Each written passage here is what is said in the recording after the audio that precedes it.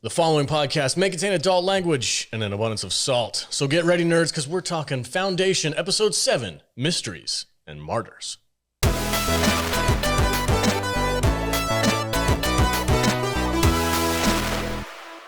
Welcome and thank you for joining us today on the Salty Nerd Podcast. We're going to be discussing Foundation Episode 7 non-spoiler review to start with, and then we'll be moving on to our spoiler section for club members. I'm joined, as always, by my fantastic panel of nerds. Matt Vader 74 is here. Welcome, sir. Hi, how are you? How are you doing, buddy? I'm very low-key today, I guess. Yeah, we've got some new equipment. I'm getting a little fixated with it.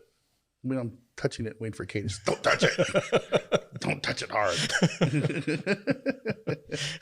Frustrated producer of the show, Matthew Kadish. Welcome, sir. Thank you. So we're going to be doing something a little bit different today. Because this episode is the only episode that has all 4 storylines in it, I decided to group the breakdown via storyline. So we're going to go through each storyline instead of jumping back and forth. That way you guys won't keep getting confused about what we did and did not cover. No blue balls this episode. I like that. I like that way better. I do too. I think that might be the way we do it moving forward. And Conspiracy Tom. Yeah, from parts unknown. Welcome, sir. Early in the morning. Yeah. Good morning, guys. How are you doing, bud? I'm great, man. Just excited to be here. I'm glad to see somebody smile when they're talking about this episode or this show. Like, Oh, the show's fine. usually Jude's like, meh. No, it's good. All right, guys, we're going to take a quick break, listen to some sponsors, and we'll be right back, and we're going to dive into a non-spoiler review of Episode 7. Welcome back. Hey, if you guys want to get the full story, the whole spoiler review of this show and many others to come, go to saltynerdclub.com. That is where the action happens. You guys get 4 exclusive podcasts just for you, where we can be raw, unfiltered selves and just dump the salt or drink too much and do goofy things. That is where a lot of fun happens. saltynerdclub.com. We have a fantastic community over there. You also get access to our Discord app. Thank you to all of our current sponsors who are out there right now. Thank you guys. We really appreciate your support. Yeah, we've been putting out a lot of members content, like almost like a video every day. Yeah. It's been pretty crazy. Yeah, behind the scenes stuff, extra content that we just put out, Q&A sessions that we do for our memberships. So join up. It's a great community, and I think it's well worth the investment. Yeah, we make way too much content. We worked really hard. We overproduce. It's been said. All right, Matthew Kadish, take it away, sir. All right, so this is episode 7 of the season. It's called Mysteries and Martyrs. And as I said in the opening, this is the first episode where we get all 4 storylines that are going on. And each one of them was really good. Yeah. I loved this episode. This is probably my favorite episode of the season so far. I completely agree with you. I was on board for each and every one of the storylines. I'm finally at the point now where I'm like, I don't feel like I have to play catch up. Right. I feel like I understand the world that's being involved. All 4 storylines are like, okay, I know this is happening. I know why it's happening. Everything's like hitting on all cylinders for me right now. And I'm really, really enjoying that. I agree. You agree? I agree. Is there no confusion left at all? Not really, no. And I mean, the fact that we're like caught up with the story and we're kind of in line now, we're all shifting on the same gears. Yeah. I don't know why I'm making so many car references, I'm glad some people at Apple know how to make good shit. Somewhat decent television, yes. And then on top of that, how freaking gorgeous this show is. Oh, it's beautiful. It really is. The space. It's the best looking show on TV. It's so freaking cool. Like it is movie quality. Yeah.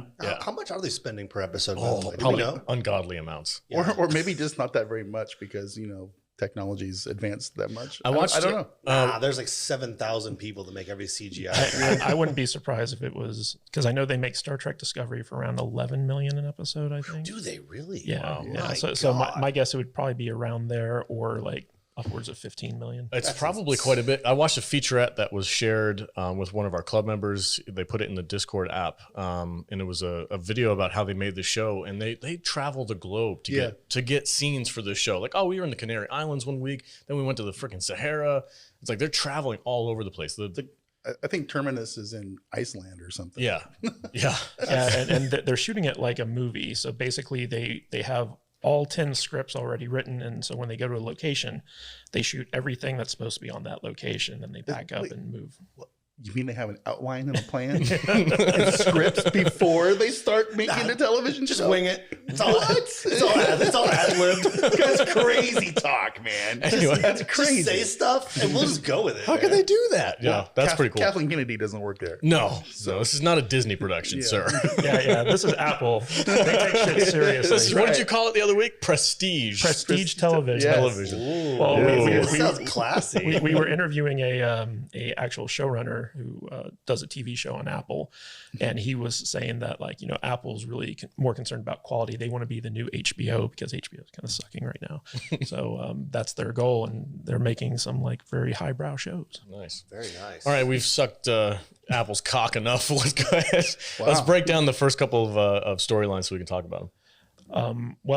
So basically we have Salvor's story. And guys, I had a little bit of a mistake last week where I said a lot of Salvor's stuff is not in the book anymore, but I was wrong.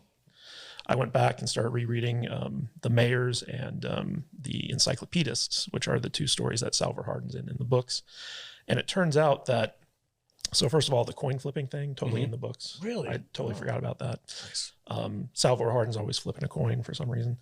But in the books, there's a storyline where Salvor is using the Foundation to build a Federation an Imperial battleship that she plans to gift to the Anacreons because they kind of commissioned the Foundation to build this thing, and everyone in the Foundation settlement's just like, dude, that's crazy. You're arming the Anacreons, and she was like, or he I should say, was like, no, it's cool, and he was building in all these fail safes and stuff like that, but the whole storyline of the Anacreons trying to get a ship so they can start conquering other worlds or destroying the Imperial homeworld, all in the book.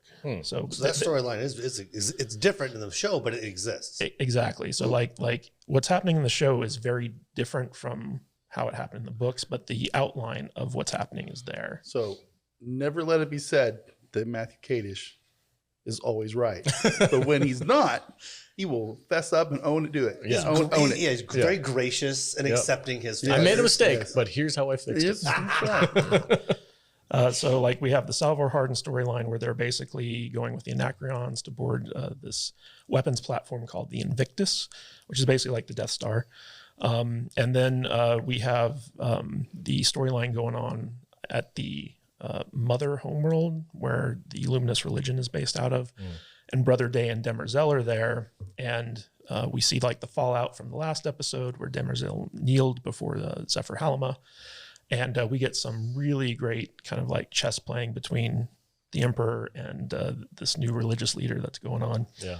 Really love that scene. Then we have Brother Dawn, who's now hooking up with his little side piece botanist. Yep. Yeah, remember? Oh, they did it. I can't wait to talk about that for the spoiler section because there was a line in there that made me laugh. It was freaking hilarious. but what's surprising is we learn from Brother Dawn just how much the Empire backs up their shit, and how different he is from the others and how much danger he's in because of that. I found that really fascinating. Yeah, that storyline got creepy real fast. They don't hide. And I love that they're real creepy. Real they're fast. not leaving anything unturned right now, this is where the show's really catching up with me. Yeah. There was one more storyline, right? Yeah, and so now we finally get Gale on the Raven ship. And Hari Seldon's back, in hologram form. Oh, you could have teased that so much. the freaking best character in the show. That was a spoiler. Yeah, that was a dead-on spoiler. This is a spoiler-free show. No. If they watched the 2 episodes ago, they'd know what I'm talking about. Yeah. They don't know. Yeah, so we get Gale and Harry's storyline, and it's just seeing them on screen together again since the second episode. It brought the show back to life for me. I was like, yes, this is what I wanted. You love the master and apprentice archetype, don't you? I do. Like that. I think I'm still mostly invested in the Empire stuff. Yeah.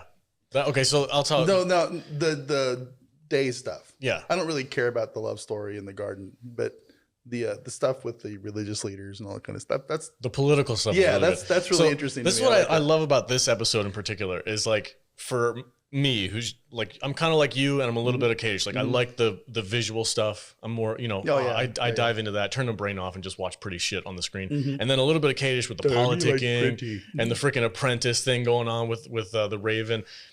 This episode has everything. Yeah, there's something for everyone. Cool ass space shit, flying through asteroids and freaking taking over a derelict ship. It's got politics. It's got freaking a riddle going on in the background. It's got the love interest story. It's like this episode literally has everything I like about this show wrapped up into a nice little hour. Yeah. And Brother Dawn's storyline, I think, is actually a setup for a very important character that will probably be coming in season 2. Yeah.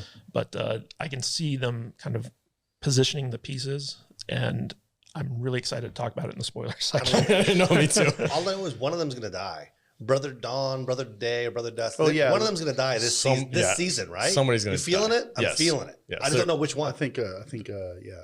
They're prepping for it. I can't talk. Yeah, I know.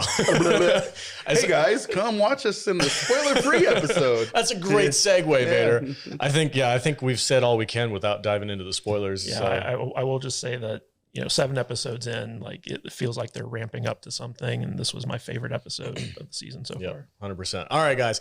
If you guys want to catch the full discussion, heavy spoilers, we go into theory crafting, all kinds of fun stuff. Go to saltingerclub.com, join the club membership, and you get access to our spoiler section of this show, and then many shows coming on down the road, and a backlog of like 2 years worth of content.